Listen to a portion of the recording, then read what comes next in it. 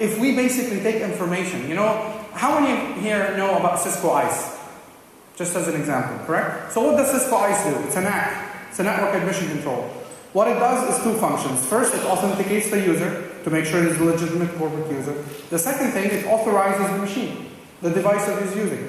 Is it safe? Based on the policies, does it have the antivirus, does it have a personal firewall, does it have whatever? And then when I deem both to be true, I allow the user to go in. So now that the user goes in, the user starts accessing applications, starts browsing. Maybe now he actually opened an email and he basically was subject to a phishing, exploit. Or maybe he went to one of these stupid sites by accident and he got some malicious code on his machine.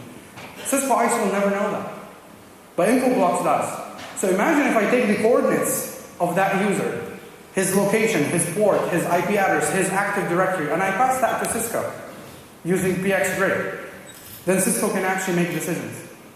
And we can actually take the same thing and do it, for each of these vendors. Because of the extensibility and where we sit, we can fundamentally allow that 1 + 1 = 3 that customers actually want in the security space. But we do that also in the data center space. If you take a look today, one of the most complicated transitions and transformations happening is how do you actually move from this manual provisioning of workloads on applications and aligning the entire ecosystem and the prerequisites for that application, including the network and the storage and the memory. Now, when you take a look at people like VMware or Microsoft or BMC or HP, they've actually solved the orchestration. They can press a button and say, hey, I want a VM and I'm going to allocate the following amount of memory, I'll allocate the following disk and press, and then I have an application that's up and running, whether it be at Linux or Microsoft or whatever. But it's not reachable. You still have to pause and go into a spreadsheet and look, what is the available IP address for this?